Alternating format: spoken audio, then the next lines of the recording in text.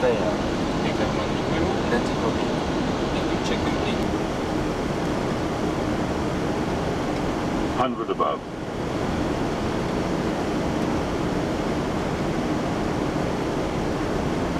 Minimum Completely.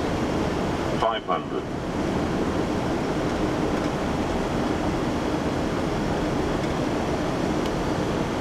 $400.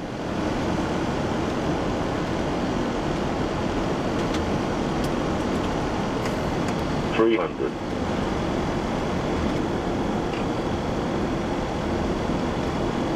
$200.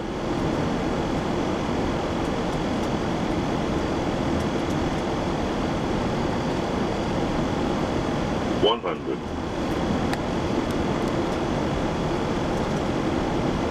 $50. $40. $30. $20. Retard. $10. $5.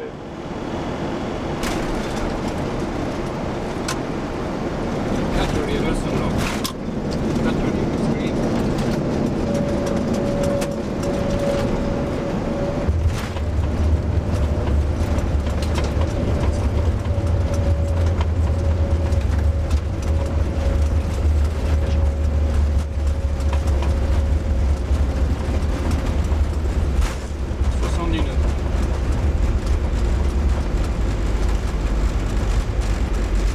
Wszyscy. 180 pouces spécial remonté. 180, qu'est-ce que genre, taille kilomètres. Bravo commandant, un key standing de plus. On n'est pas à l'abri d'un coup de chance. Improbable.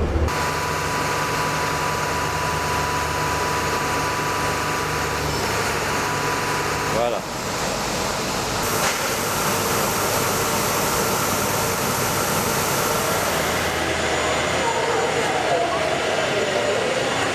Alors, monsieur, gilet parde, Oui-même. science.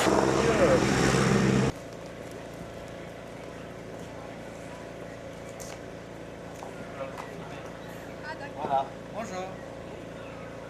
Merci.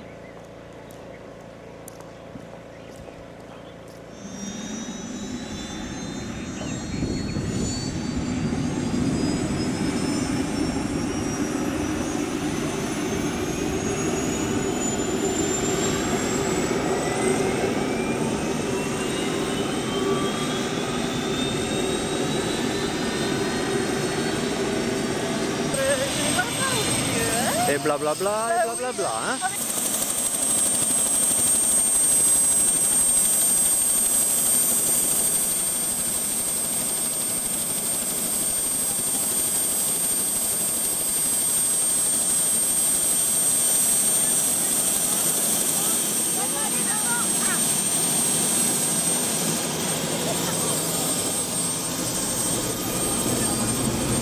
Bonjour.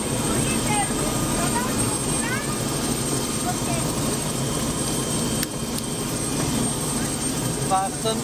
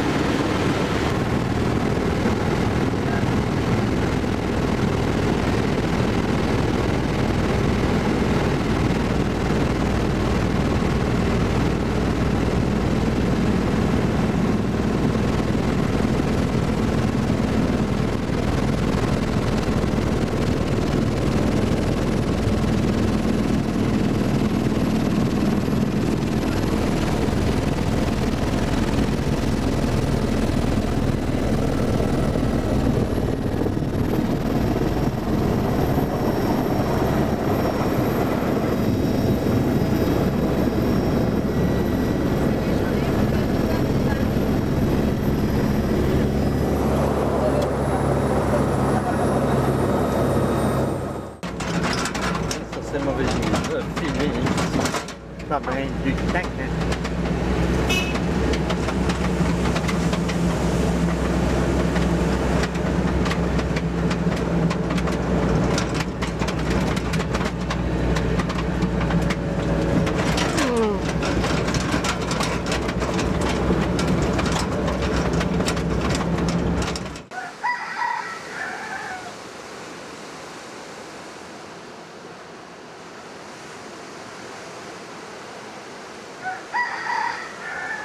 Ça fait local, Ça fait local. ça fait pas studio. Nukuhiva, c'est la plus belle île du monde. Carrément. Il faut venir pour le voir.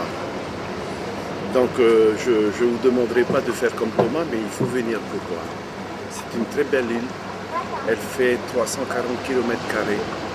C'est l'ensemble de l'île, c'est la commune de Nukuhiva.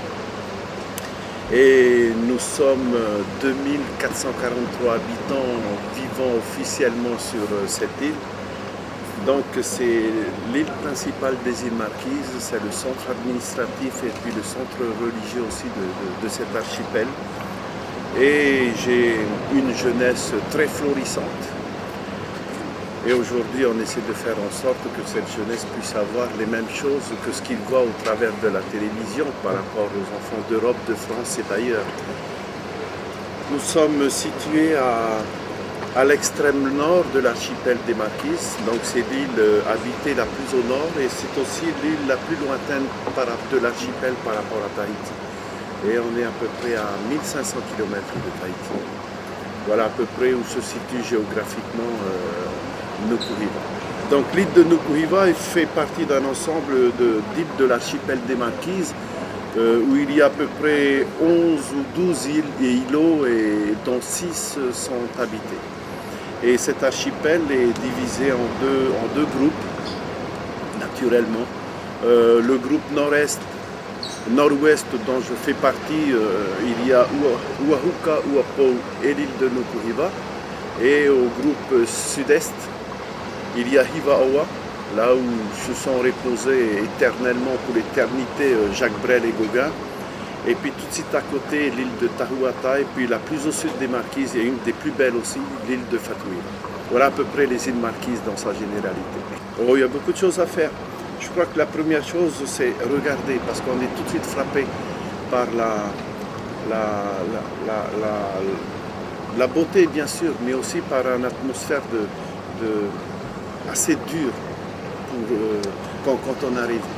Parce que c'est pas du tout ce qu'on peut voir ailleurs. Au niveau de la Polynésie, la plupart des îles de Polynésie sont entourées de lagons. Ici, on est complètement en plein milieu de la mer du Pacifique.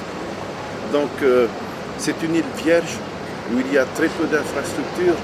Donc, je pense que c'est une île vouée à un genre de tourisme vert ou tourisme écologique ou de découverte.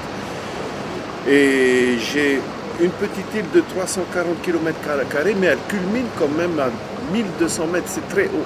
C'est très haut pour un petit caillou. Et sur ce petit caillou, il y a des vallées très encaissées, très profondes, qui vous donnent un amphithéâtre magnifique au lever et au coucher de soleil, avec une végétation très luxuriante. Et puis au centre de cette île, il y a un plateau magnifique. Et quand on s'y trouve, on se croirait un petit peu quelque part en France. Et puis c'est une île qui est divisée en deux parties, une partie habitée parce qu'il y a de l'eau et une partie où il n'y a pas tellement de personnes, qu'on appelle la terre déserte. Et c'est là où on a mis notre aéroport et autour il n'y a personne. Il n'y a personne, donc il y a de la place, il y a énormément à voir. Et puis comme animaux chez nous, qu'est-ce que nous avons comme animaux? Des coqs, oui, plein. Le matin, ils commencent à vous chanter à 11h du soir et pour terminer le lendemain à 6h. Donc le coq chez nous, il chante à tout moment. En dehors du coq, il y a aussi le cochon sauvage, où les jeunes s'excellent à courir après. Et puis avec des chèvres sauvages également qui ont été introduites par des missionnaires et aussi par des navigateurs qui ont touché les Marquises. Et après, qu'est-ce que nous avons? Nous avons quelques bétails, des bœufs, des chevaux, tout ça introduit également. Nous avons ici le plus grand pigeon du monde, que nous nommons en marquisien le houppé. Cet oiseau, ce pigeon à la taille adulte, quand il ouvre ses ailes, eh ben, il peut avoir une envergure de 1,50 m. C'est énorme. Il y a à peu près une centaine de 150 espèces, pas espèces, individus qui restent. Et c'est très peu. On est en train d'essayer de sauver cet oiseau de la disparition. Ce qui fait qu'à un moment donné, j'ai autorisé à ce que cet oiseau soit implanté aussi sur une île d'à côté, sur l'île de Oahuka. Parce qu'aujourd'hui, avec tous les moyens modernes de communication qui nous parviennent, surtout l'avion, ben, quelque part, on s'est dit qu'il se peut que ces contacts avec l'extérieur puissent amener des pathogènes qui puissent être nuisibles pour ces oiseaux. Donc, on l'a divisé en 2 groupes et puis on espère que d'ici quelques années, ça va se multiplier. Quand on est sur un caillou isolé en plein milieu du Pacifique, quand on n'a rien pour proposer un développement économique, automatiquement, on pousse les enfants à faire des études et à aller le plus loin possible. Et puis s'il le faut, à rester là où ils peuvent trouver du travail. Et puis si un jour ils auront besoin de revenir parce qu'ils ont trouvé quelque chose sur place, ils reviendront. Hein. J'ai une population de 2443 habitants. Et sur ces 2443, j'ai 1000 enfants qui vont à l'école. Alors 1000 enfants qui vont à l'école, qu'est-ce que vous pouvez leur donner? Difficilement. Leur demander d'aller travailler la terre, ils vous regarderont avec un œil de travers en se disant ils sont fous, ces anciens, ces adultes qui nous envoient à l'école pour par la suite nous diriger vers le travail de la terre. Enfin, c'est une réflexion normale, c'est une réflexion qui vient de la jeunesse. Mais plus on avance dans le temps, si on ne trouve pas de quoi faire vivre cet archipel dans un certain développement économique, il y aura toujours un exode de Marquisiens vers l'extérieur. Nous devons prendre toutes les choses, le tourisme, la pêche, l'agriculture. Aujourd'hui aux Marquises, il y a un fruit qui est très prisé par la pharmacopée américaine, le noni.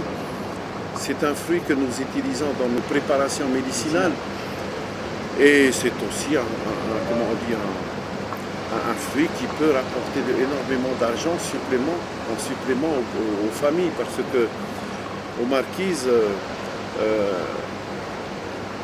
les 70% de la population vivent du copra. Et c'est un travail très dur, donc si le noni apporte un complément, on le fait. Les Marquises portent un nom spécial. Pour nous Marquisiens, les Marquises ne s'appellent pas les Marquises, la terre de l'homme. Alors si vous êtes des hommes, venez-y, c'est chez vous. Les Marquises, c'est la terre de l'homme. Et le Marquisien s'appelle homme, ne s'appelle pas autrement. Donc venez sur la terre de l'homme et c'est très bien et on y dit bien. Et il fait bon.